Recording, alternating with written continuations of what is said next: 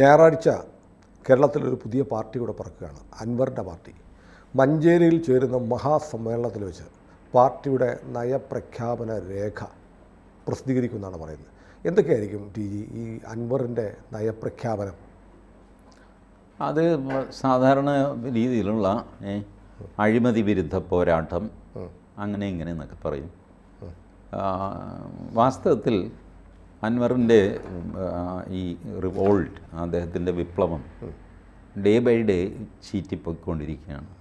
ഇപ്പോൾ ഈ പാർട്ടി ഉണ്ടാക്കുന്നു എന്നൊക്കെ പറഞ്ഞ് കയ്യിൽ കാശുമുണ്ട്, കുറേ ആളെ കൂട്ടിയിട്ട് ഒരു ബഹളമൊക്കെ വയ്ക്കാം. നമുക്കൊരു 10,000 പേരൊക്കെ ഉണ്ടെങ്കിൽ 1,00,000 പേര് വന്നു എന്ന് പറഞ്ഞ് ഇത് ചെയ്യാം. 1,00,000 പേരെന്നാണല്ലോ അങ്ങനെ പറഞ്ഞത്. സുനിലിനൊരു കാര്യം അറിയാം, 1,00,000 പേർക്ക് കൂടാനുള്ള ഒരു മൈതാനം കേരളത്തിൽ ഇല്ല. ഞാൻ ഈ രാഷ്ട്രീയ പാർട്ടികൾ ക്ലെയിം ചെയ്യുമ്പോഴൊക്കെ അവരോട് ഞാനിത് പറയാറുണ്ട്. 1,00,000 പേർക്ക് കൂടാനുള്ള മൈതാനം കേരളത്തിലില്ല. അല്ല, പിന്നെ വല്ല കടപ്പുറത്തും പോകണം? ഇല്ല. ഇല്ലേ? കോഴിക്കോട് ഇല്ല, ആലപ്പുഴ ഇല്ല, ശംഖുമുഖമില്ല, ആലപ്പുഴ ഒട്ടുമില്ല. കോഴിക്കോട് കുറച്ച് വലുതാണ് ശംഖുമുഖത്തെക്കാളും, പക്ഷേ 1,00,000 പേരെ ഉൾക്കൊള്ളാൻ പറ്റില്ല.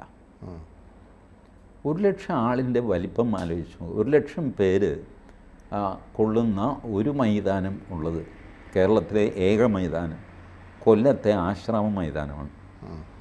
ആ ആശ്രാമം മൈതാനത്തിൻ്റെ നല്ലൊരു ഭാഗം കാട് പിടിച്ച് കിടക്കുന്നു.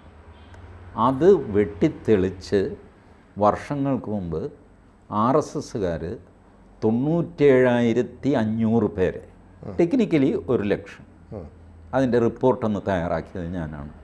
97,500 പിന്നെ ബാക്കി ആൾക്കാർ വെച്ച് 1,00,000 പേര്. RSSകാർ ചില പ്രത്യേക അകലത്തിലാണ് നിൽക്കുന്നത്. എന്നിട്ട് പോലും ആശ്രാമം മൈതാനത്തിൽ 97,500 ഉൾക്കൊള്ളിക്കാൻ അവർക്ക് പറ്റി. എങ്ങനെയാണെന്ന് വെച്ചാൽ ആശ്രാമം മൈതാനം കംപ്ലീറ്റ് അവർ ക്ലീൻ ചെയ്തു. ഒരാഴ്ച മുമ്പ് തന്നെ പുല്ലും കല്ലും മണ്ണും കാടും ഒക്കെ വെട്ടിത്തെളിച്ച് കംപ്ലീറ്റ് ആ ഏരിയ എടുത്തിട്ട്. ഇപ്പം ആ സാഹചര്യം മാറി. ആശ്രാമം മൈതാനത്ത് വീണ്ടും എന്തോ കൺസ്ട്രക്ഷൻ, പാർക്ക്, ബെഞ്ച്, അങ്ങനെ എന്തൊക്കെ സംവിധാനമൊക്കെ വന്നു. അപ്പോൾ ആ മൈതാനവും ചുരുങ്ങി.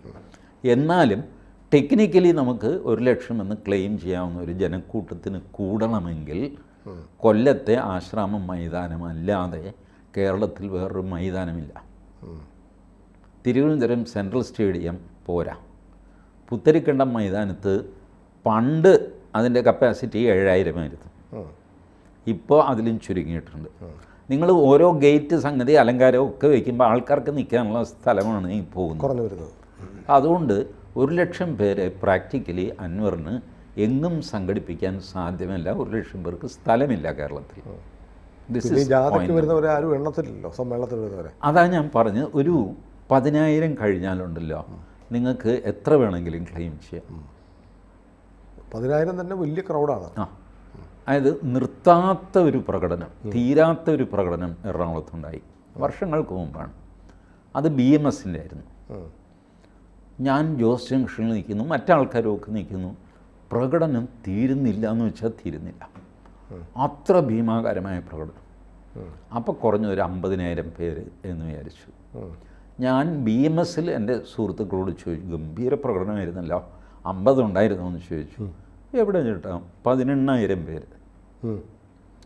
കാരണം 10,000 കഴിഞ്ഞാൽ പിന്നെ നിങ്ങൾക്ക് 20ഉം 25ഉം 30ഉം തമ്മിലൊന്നും തിരിച്ചറിയാൻ പറ്റില്ല. ഇത് തിരിച്ചറിയുന്ന ആൾക്കാരുണ്ട്. വലിയ ആൾക്കൂട്ടത്തെ എപ്പോഴും കണ്ട് ശീലമുള്ള നേതാക്കന്മാരുണ്ട്. അവർ ചോദിച്ചു കഴിഞ്ഞാൽ അവർ പറയും ഇത്രയൊക്കെ ഉണ്ടായിരുന്നുള്ളൂ എന്ന് പറയും. ബാക്കി സാധാരണക്കാരനെ സംബന്ധിച്ചിടത്തോളം ഒരു 10,000 കടന്നാൽ പിന്നെ 1,00,000 എന്ന് പറഞ്ഞാൽ വിശ്വസിക്കും, 2,00,000 എന്ന് പറഞ്ഞാൽ വിശ്വസിക്കും. അങ്ങനെയാണ് പ്രകടനത്തിൻ്റെ ആൾക്കൂട്ടത്തിൻ്റെ ഒരു സ്വഭാവം. നമ്മൾ നിറഞ്ഞു കവിഞ്ഞിങ്ങനെ നിൽക്കുന്ന കാണുമ്പോൾ 50,000 പേര്.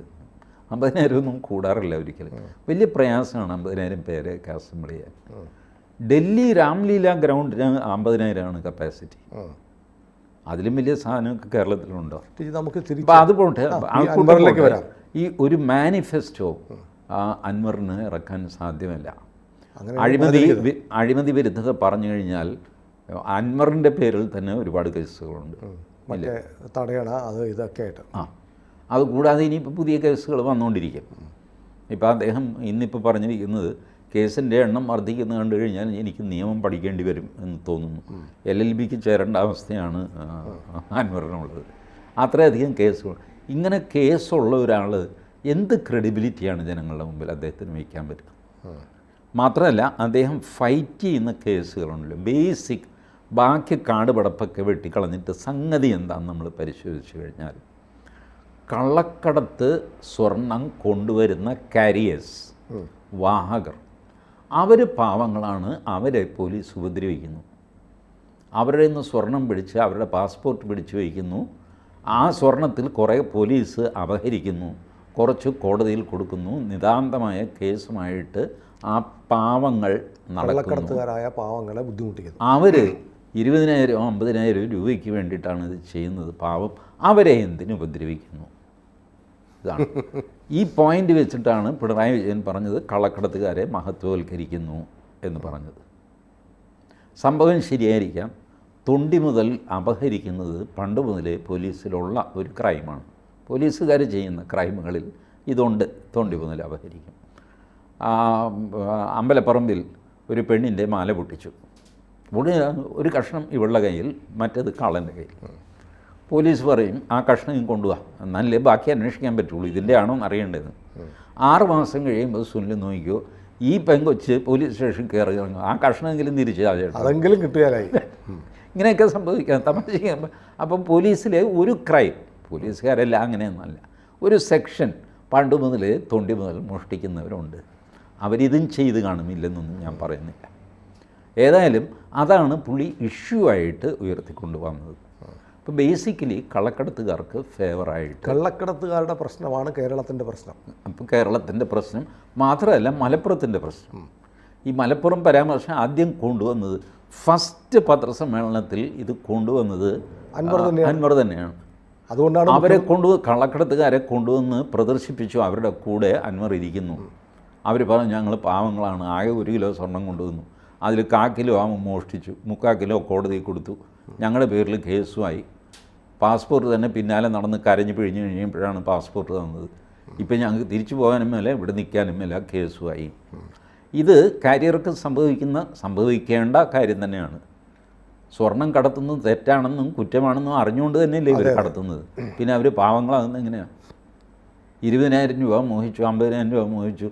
സുനിലിൻ്റെ പോക്കറ്റിൽ കിടക്കുന്ന 50,000 രൂപ ഞാൻ മോഹിച്ചു കഴിഞ്ഞാൽ ഞാൻ പാവമാകുമോ? ഇതെങ്കിലും ടിക്കറ്റ് എടുക്കാൻ കാശില്ലാത്തതുകൊണ്ടാണ് അൻവർ പറഞ്ഞത്.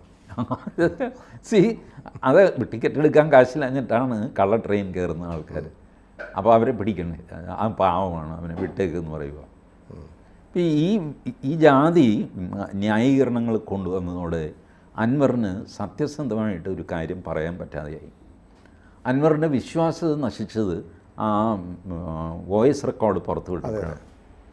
അതോടെ പച്ച വെള്ളത്തിന് ഈ മനുഷ്യനെ വിശ്വസിക്കാൻ പാടില്ല എന്ന് തലയ്ക്ക് വെളിവെള്ളം എല്ലാവരും തീരുമാനിച്ചു. അൻവർ അതിന് മാപ്പൊക്കെ പറഞ്ഞു.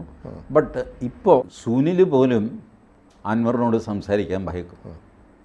കാരണം ഈ സാധനം റെക്കോർഡ് ചെയ്യുന്നുണ്ടോ ഇല്ലെന്ന് നമുക്ക് എങ്ങനെ അറിയാം? എന്തെങ്കിലും അബദ്ധം പറഞ്ഞു പിന്നെ അത് ഇപ്പോൾ സുനിലിനൊരു ചിരി വന്നാൽ സുനിൽ അത് ചുമയാക്കി മാറ്റും. കാരണം ചിരിച്ചു എന്ന് റെക്കോർഡാകും. ഇതൊക്കെ കൊണ്ട് ഈ മനുഷ്യന് വിശ്വാസ്യത നശിച്ചു.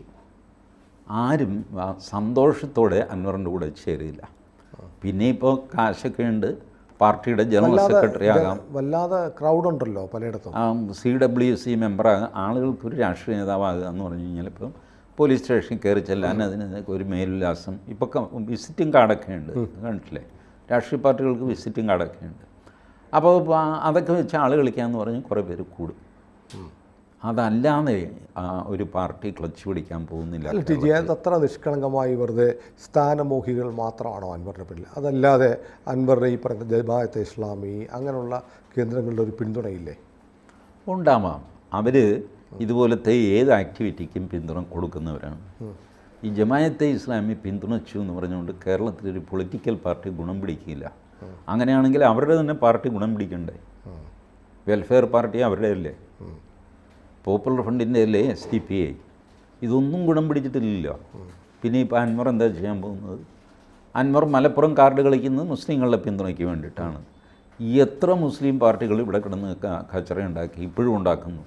INL ഗുണം പിടിച്ചിട്ടില്ല. കാരണം മുസ്ലിം ലീഗ് ഓൾറെഡി എസ്റ്റാബ്ലിഷ് ചെയ്ത ഒരു മുസ്ലിം പാർട്ടിയാണ്. അതിൽ നിന്ന് ഇപ്പോൾ 10 പേരെ വേണമെങ്കിൽ കൂടെ കൊണ്ടുപോയി വേറൊരു മുദ്രയാക്കി വിളിച്ചൊരു ബഹളം വയ്ക്കാം എന്നുള്ളതല്ലാതെ ഒരു മെയിൻ സ്ട്രീം പാർട്ടിയായിട്ട് കേരളത്തിൽ എസ്റ്റാബ്ലിഷ് ചെയ്യാൻ സാധ്യതയില്ല. ആരൊക്കെ നോക്കി? ആം ആദ്മി പാർട്ടി നോക്കി.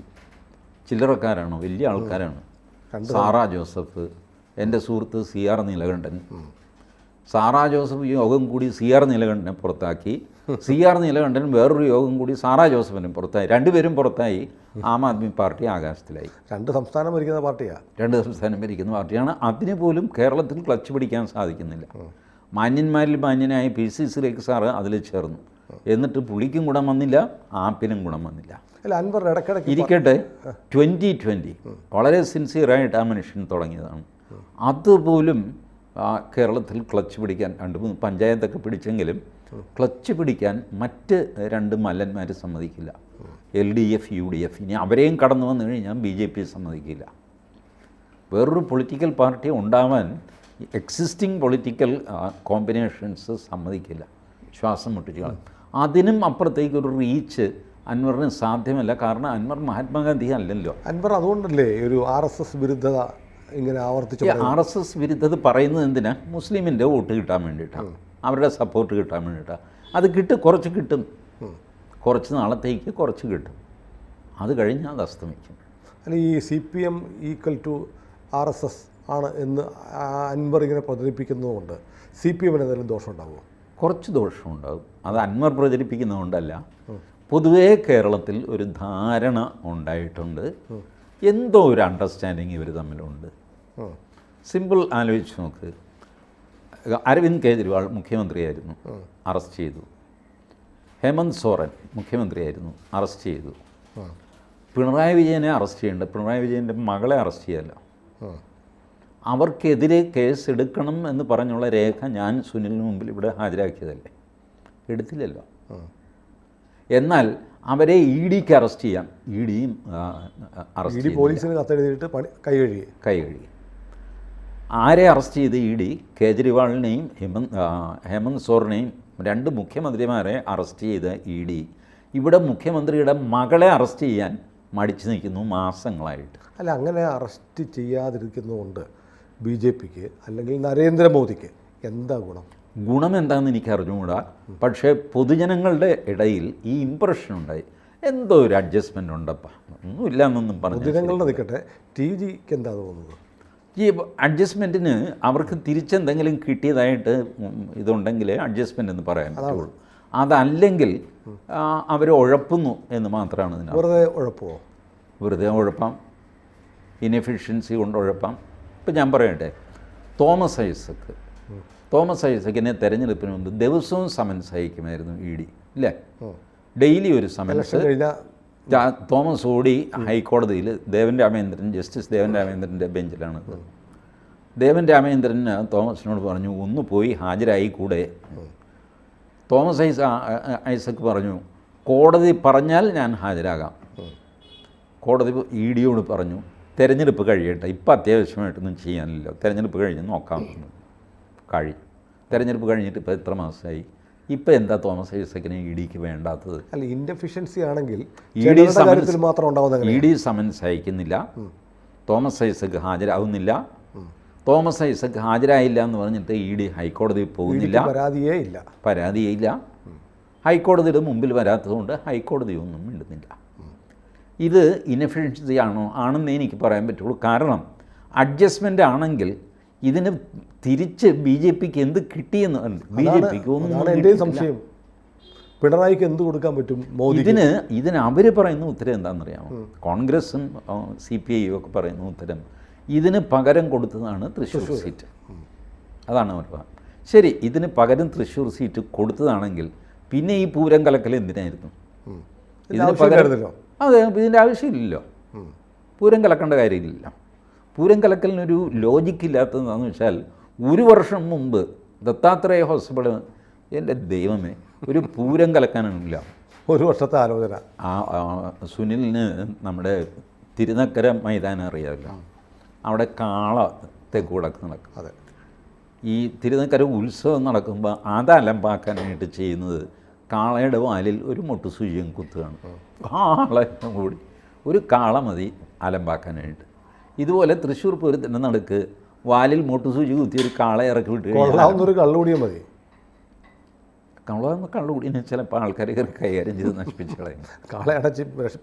കാളയെ ആരും നിയന്ത്രിക്കും ഇതിനെ. ഇപ്പം ഈ പൂരം കലക്ക് അതിന് ഇത്ര വലിയ ഗൂഢാലോചന സംഗതിയൊന്നും വേണ്ട. ഒരു കാളയും ഒരു മുട്ടുസൂചിയും മതി, ഇത്രേ ആവശ്യമുള്ളൂ. അപ്പോൾ അത് ആ ആർഗ്യുമെൻ്റ് നിൽക്കുന്നതല്ല. എന്നാൽ നിങ്ങൾക്ക് CPM വോട്ട് മറിച്ച് സുരേഷ് ഗോപിയെ ജയിപ്പിച്ചു എന്ന് പറയാൻ പറ്റുമോ? പറ്റില്ല. കാരണം സുനിൽകുമാറിൻ്റെ വോട്ട് കൂടിയിട്ടേ ഉള്ളൂ. അതെ, വോട്ട് കുറഞ്ഞത് മുരളീധരൻ്റെയാണ്. മുരളീധരൻ്റെ വോട്ട് കുറഞ്ഞതിന് ഈ അവരുടെ KPCC റിപ്പോർട്ടിൽ ഈ പൂരം കലങ്ങിയതുമായിട്ട് പരാമർശം ഇല്ലതാണ്. വേറെ കാരണങ്ങളാണ് പറയുന്നത്. അവർ TN പ്രതാപൻ പാര വെച്ചു എന്ന് പറഞ്ഞിട്ടാണ് അവരുടെ റിപ്പോർട്ട്. അപ്പോൾ പിന്നെ സുരേഷ് ഗോപി ജയിച്ചത് എങ്ങനെ? CPM സഹായിച്ചിട്ടില്ല, പൂരം കലക്കൽ സഹായിച്ചിട്ടില്ല. അപ്പോൾ പിന്നെ അതൊരു പ്രത്യുപകാരം എന്ന് പറയാനില്ല. പക്ഷെ നമ്മുടെ അതുകൊണ്ടാണ് ഞാനിത് അഡ്ജസ്റ്റ്മെൻ്റാണ് എന്നുള്ള വാക്ക് വിട്ടിട്ട് ഇൻഎഫിഷ്യൻസിയാണ്. ഒരു ചെറിയ ദോഷം പറയട്ടെ. നമ്മൾ ഈ സംസാരിച്ച് ഇതിപ്പോൾ വൈൻഡപ്പ് ചെയ്യാൻ പോവാം. പക്ഷേ ഈ ആളുകൾക്ക് ഈ ഇങ്ങനെ ഒരു ധാരണയുണ്ടെന്നുള്ള സംശയം കൂടുതൽ ഉറപ്പിക്കാൻ ഈ വർത്തമാനം സഹായിക്കില്ലേ? ഒരു പക്ഷേ സഹായിച്ചു എന്ന് വരും. അക്കാര്യത്തിൽ ഞാൻ നിസ്സഹായനാണ്. കാരണം ഞാൻ ഫാക്റ്റ് വെച്ച് കോടതിയിൽ നടന്ന പ്രൊസീജിയേഴ്സ് വെച്ചിട്ടാണ് ഞാൻ പറയുന്നത്. നേരത്തെ വീണ വിജയൻ അറസ്റ്റ് ചെയ്യപ്പെടും എന്ന് ഞാൻ പറഞ്ഞത് ഈ കോടതി ഡോക്യുമെൻറ്റിൻ്റെ പേരിലാണ്. ആ ഡോക്യുമെൻ്റ് ഞാൻ ഹാജരാക്കി. ആ ഡോക്യുമെൻറ്റിൽ പ്രതിപക്ഷം ആരും കൊത്തുന്നില്ല, കണ്ടിട്ടുണ്ട്. ഇവരുടെയിലൊക്കെ ഈ സാധനമുണ്ട്. പബ്ലിക് ഡോക്യുമെൻ്റ് ആണല്ലോ. കോടതിയിൽ കൊടുത്ത EDയുടെ സത്യവാങ്മൂലം മാധ്യമപ്രവർത്തകരുടെ കയ്യിലും ഉണ്ട്. മാധ്യമപ്രവർത്തകരുടെ കയ്യിൽ സകല സാധനത്തിൻ്റെയും PDF ഉണ്ട്. ചോദിക്കില്ല. They will not use it. ചില കാര്യങ്ങൾ ആരും ടച്ച് ചെയ്യാതെ അങ്ങ് പോകും. അങ്ങനെ പോട്ടെ. എന്നാലും എൻ്റെ സംശയം പ്രേക്ഷകരുടെ സംശയമാണ്, ഉണ്ടോ അങ്ങനെ ഒരു ധാരണ? അല്ല, ധാരണ ഉണ്ടാവാൻ ഞാൻ പറഞ്ഞില്ലേ, ഈ ധാരണ അല്ലെങ്കിൽ അഡ്ജസ്റ്റ്മെൻറ്റ് എന്നുള്ള വാക്ക് ഉപയോഗിക്കാൻ എനിക്ക് പറ്റാത്തത് തിരിച്ചിങ്ങോട്ട് എന്ത് കിട്ടിയെന്ന് എസ്റ്റാബ്ലിഷ് ചെയ്യാൻ പറ്റാത്തതുകൊണ്ടാണ്. തിരിച്ചിങ്ങോട്ട് കിട്ടിയ ഒരു സാധനം കാണിച്ചു തന്നു കഴിഞ്ഞാൽ ഞാനിതിനെ അഡ്ജസ്റ്റ്മെൻ്റ് എന്ന് വിളിക്കാം. അതില്ലാത്തപ്പോൾ ഇതിനെ ഇൻഎഫിഷ്യൻസി എന്നേ വിളിക്കാൻ പറ്റുള്ളൂ. കഴിവുകേട് കേന്ദ്ര ഏജൻസികളുടെ എന്നേ പറയാൻ പറ്റുള്ളൂ. അതിപ്പോൾ കഴിഞ്ഞ ദിവസം സുപ്രീം കോടതി തന്നെ ചോദിച്ചില്ലേ, കേരളത്തിലെ സ്വർണ്ണക്കടത്ത് കേസ് കർണാടകയിൽ വിചാരണ ചെയ്യണമെന്ന് EDയുടെ ആവശ്യം. കേരളത്തിൽ ന്യായമായ വിചാരണ നടക്കില്ല, കേരളത്തിലെ അന്തരീക്ഷം മോശമാണ്. അവർ പറയുന്നത് ശരിയാണ്. അവരുടെ ഓഫീസറുടെ പേരിൽ ക്രിമിനൽ കേസെടുത്തു, അവർക്കെതിരെ ജുഡീഷ്യൽ അന്വേഷണം പ്രഖ്യാപിച്ചു. അത് ഹൈക്കോടതി സ്റ്റേജിൽ അന്തരീക്ഷം വളരെ വഷളാണ്, ഇവിടെ വിചാരണ നടക്കില്ല, ബാംഗ്ലൂരിൽ വിചാരണ. ആ കേസ് സുപ്രീം കോടതി പരിഗണിക്കുന്നു. 2 തവണ ED അഡ്ജേൺമെൻറ്റ് ചോദിക്കുന്നു. 2ാം തവണ സുപ്രീം കോടതി പറയുന്നു EDക്ക് ഇതിൽ വലിയ താല്പര്യമൊന്നും ഇല്ല അല്ലേ, ശരി കൊടുത്തേക്ക്, ഞാൻ അഡ്ജേൺമെൻറ്റ് കൊടുക്കുന്നു. Now what do you presume from this? താടിയുള്ള അപ്പൂപ്പനെ പേടിയാണ്. പേടി ആണോ എന്ന് പറയാൻ പറ്റില്ല. ഇതാണ് ഞാൻ ഞാൻ പറഞ്ഞല്ലോ, സാഹചര്യങ്ങൾ വെച്ച് എനിക്ക് ഏറ്റവും കടുപ്പപ്പെട്ട വാക്ക് ഉപയോഗിക്കാവുന്നത് ഇവിടെ ഇനെഫിഷ്യൻസി അഥവാ കെടുകാര്യസ്ഥത ആണ്. അതിനപ്പുറം പോകണമെങ്കിൽ ഈ പറഞ്ഞ എന്തെങ്കിലും ഒരു എവിഡൻസ് വേണം. ആ എവിഡൻസ് കാണാത്തിടത്തോളം കെടുകാര്യസ്ഥത എന്നുള്ളത് ഒരു വലിയ വാക്ക് എന്നുള്ള മട്ടിൽ ഞാൻ പ്രയോഗിച്ചു. എനിക്കൊരു ഡിസ്ക്ലൈമർ ഉണ്ട്. ആളുകളുടെ സംശയം കൂടിയെങ്കിൽ ഞാൻ ഉത്തരവാദിയല്ല. ഞാനും ഉത്തരവാദിയില്ല. സാഹചര്യങ്ങളും ഫാക്റ്റാണ് ഉത്തരവാദി. ഞാൻ ഫാക്ച്വൽ അല്ലാത്ത ഒരു കാര്യം ഇവിടെ പറഞ്ഞിട്ടില്ല. സുപ്രീം കോടതിയിൽ ഇന്നലെ നടന്ന പ്രൊസീഡിങ്സ് TV-യിൽ കാണിച്ചതാണല്ലോ. പരിഹാസത്തോടെ സുപ്രീം കോടതി EDയോട് ചോദിക്കുന്നു, നിങ്ങൾക്കിതിൽ ഗൗരവമൊന്നും ഇല്ലേ എന്ന് ചോദിക്കുന്നു. ED മിണ്ടാതിരിക്കുന്നു. ED അഡ്ജേൺമെൻറ്റ് ചോദിക്കുക. EDയുടെ കേസിൽ ED തന്നെ അഡ്ജേൺമെൻറ്റ് ചോദിക്കുന്നു. ഞാനൊരു കേസ് ഫയൽ ചെയ്യുന്നു, എന്നിട്ട് ഞാൻ തന്നെ അത് മാറ്റി പിന്നെ കേട്ടാൽ മതി എന്ന് പറയുന്നു. കൂടുതൽ വാർത്തകളും വിശേഷങ്ങളും നിങ്ങളിലേക്ക് എത്താൻ ABC മലയാളം സബ്സ്ക്രൈബ് ചെയ്യുക, ബെൽ ബട്ടണും അമർത്തുക.